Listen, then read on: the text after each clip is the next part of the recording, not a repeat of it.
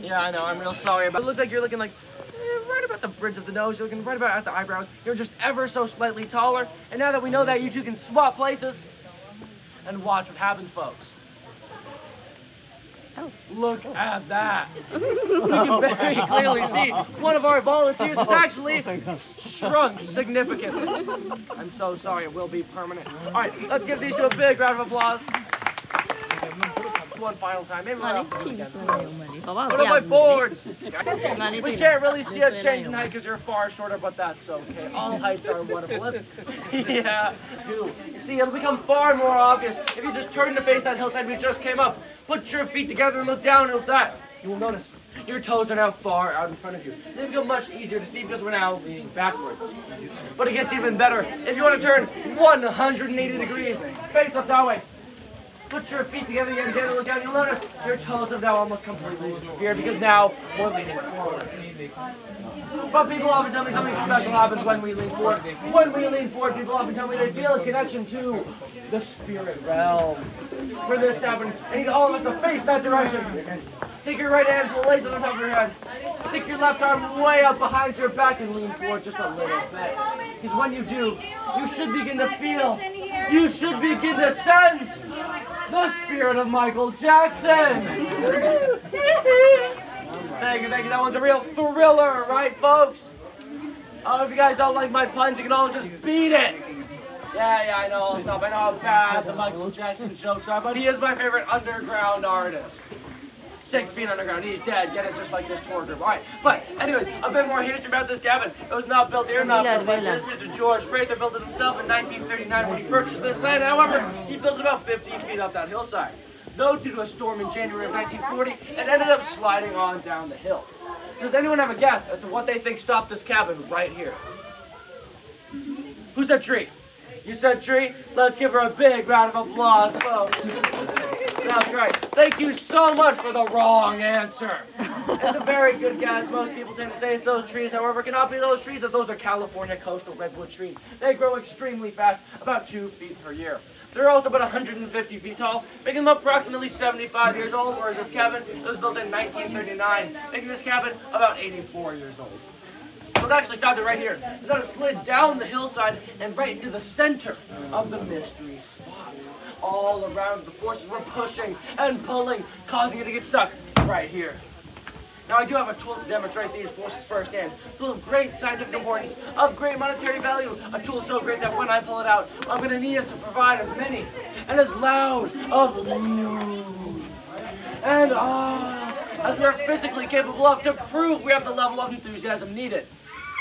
But we are nowhere close, so we're going to have to practice this just a little bit. All right, let's do it. All of us together after me. Here we go. Ooh. Ah! That's the worst I've had in months. All right, I'm going to try that one more time, a bit louder with all of us together and a bit more enthused. Here we go. Ooh. Ah! Also, we all stopped at like the same time. That was actually amazing. All right, let's do scoot a little bit over there. Let's use her to scoot over there as well. All right, here we go. I've got it, the real deal. What all this practice is meant for, I have it in my hand. Here it is. The board of mystery. You all seem disappointed. Well, it is just a regular piece of wood, but I do love it. I'll take it, I'll place it partially inside, partially outside the cabin. Now tell me, by a raise of hands, how many of you think this is the highest end of the board? Alright, no one's voting. You're all a bunch of true Americans. But how many of you think this is the highest end of the board inside the cabin? No one again. Alright, well. Oh, we got one. One who believes in the mystery. How many of these completely level?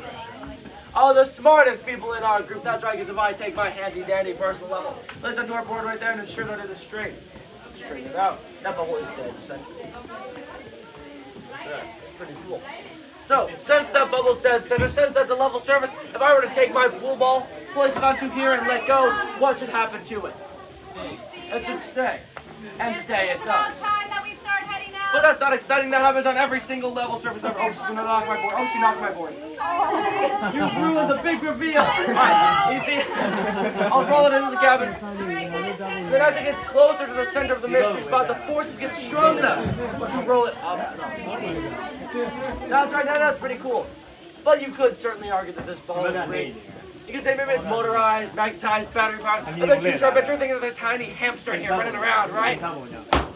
No more tiny hamster. But in my back pocket, there's something that cannot be rigged. It's my own personal bottle of vodka. Water. I can drink from it to prove it is not rigged in any way. And yet, when I poured out the water, the very same thing happens as it flows away from the center of the mystery spot, out of the cabin, up of the morning not too. There we go. There's the enthusiasm. Now you're all excited. All right. But now that we've seen these very forces in action, you'll be lost into the cabin itself. Before we do, I must say, right now we're going to see the first from the cabin. We're going to wait until it does level 5 of the demonstration before we start doing the first cell. We will have to when. We're going to follow all the way down to the end of the first room so it's the easiest to fit us all in here. And finally, and most importantly, we're going to save the handrails for the people who actually need them. By that I mean if you don't need the handrails to stand when you're inside the cabin, don't even stand anywhere near them. With that being said, we can now enter the first room of the cabin right here. Come on. Alright, we are very short on time, so I'm just going to explain the other things we have in there. So the next thing is a solid 32-pound lead pendulum. That's very heavy, so please be careful with it. And it's harder to push that way than it is to push that way, because when you're pushing it that way further into the cabin, you're pushing it closer to the center of the mystery spot, so the forces start working against you. When you're pushing it that way towards the corner in this room, it's easier because the forces are working with you. Lead is not magnetic, so it cannot be magnets pushing or pulling in one direction. And the last thing, we have a little ladder in there that acts like a staircase to the lean, so you can climb up it using no hands. You can even hold on to the handlebar and like put your feet on the wall. Well, we're now going to move to the free time portion of the tour. You can move about the cabin, have fun with the demonstrations. I will give a 2-minute warning as when we have to be out of here. But if you're feeling dizzy or nauseous, or if you're just done inside the cabin before then, you can go on to the second courtyard the second they are gone. But with that, have fun, everyone. I encourage you to explore the second room because everyone's crowded in here right now. It's a bit more obvious than that. Something should be changing about me. Yes, exactly. I am losing height as I walk that way. I am getting shorter as I walk that way. As I walk that way, my height and my confidence along with it disappears. So, if I'm getting shorter as I'm walking that way, would you expect that to be up or downhill? Downhill, exactly, because when you go downhill, it makes it look like you're getting shorter. But if I take my handy-dandy personal level, let's up to our lovely bench right here. You can see the bubble is entirely on that side. I actually went uphill, but appeared to shrink. But that's not supposed to happen. So to get a better look at this strange height-altering anomaly, I'm going to do a demonstration, and for this demonstration, I need 4 or 5 volunteers, with the first being about 6 feet tall. 6 feet tall. That'd be you. Come on. Alright, stand right there at the very end for me and face the audience. You're 6 feet. Are you like 6'1"? 6. 6? You scoot down. You stand next to it. Yeah, you're over 6. Maybe like 6.5. Alright, now who's about like 5'11"? 5'11"? Are you 5'11"? 5'10"? 5'10". Stand up there. It'll do. Come on down.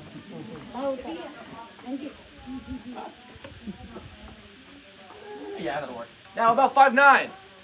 5'9", come. 5. Be proud of it. I'm 5'9". Alright, perfect. Now who's about 5'8"?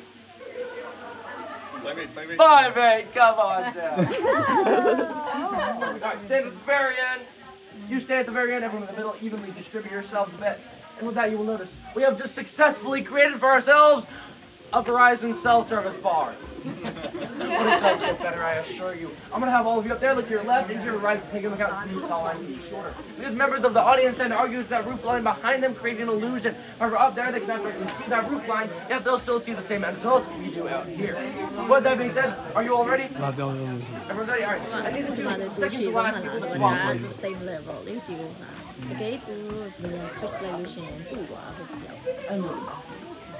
The 3 of them, they're about the same height. That's very odd. Now the 3 people in the very end swap places.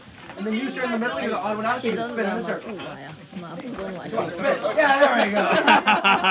Well, with that you can see, we have just about completely leveled out their heights. And if all of you up there to your left and to your right, yet again, you're seeing the same result, right?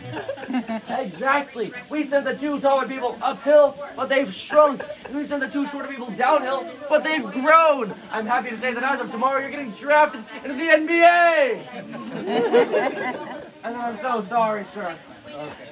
Your only option in life now is to be an extra in a Hobbit movie. But now for the final part of this demonstration, it's a bit of a balance test. It's going to completely block out that roof line from your vision. I need all of you up there to take your right hand, place on your stomach. Left arm behind the back, and then focus on that wooden line right there. Now continue to focus on that as you slowly, to the best of your ability, bend forward at the waist. Because as you do, after reaching a certain point, you should actually begin to feel a round of applause coming on.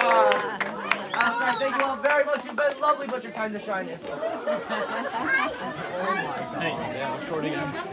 Alright, now, for this next demonstration, I need one volunteer.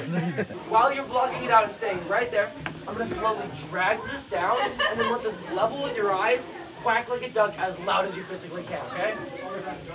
Does that make sense? Okay, then just say the word stop, okay? Right. You understand? Are you ready? Here we go. You see it? Say stop if you see it. I don't think his eye level is down here. We'll do that one more time. Alright, we'll just level with your eyes, just straight across from your eyes, okay? There we go. Any higher or lower, or is that good? Alright, you can now uncover your vision. Walk all the way forward, but be careful not to trip. And then turn to face the lovely audience. That is nowhere near level with our volunteers' eyes. That looks like maybe even a foot and a half above our volunteers' actual eye level. With our wonderful volunteer not be able to see that roof line, also do not be that creative illusion. Let's give our magnificent give our magnificent volunteer a big round of applause. Thank you very much. Very good. You'll all love this second theory, don't you worry. This second theory is my personal favorite. This second theory. And it's exhaling what's been seeping to the surface this entire time, which has been hallucinogenic gas flowing on a group drug trip for about 45 minutes. Well, for $10 plus parking, that's as cheap as it gets in Santa Cruz County. But for this third and final theory, I need all of us to rub our hands together. You don't have to, of course.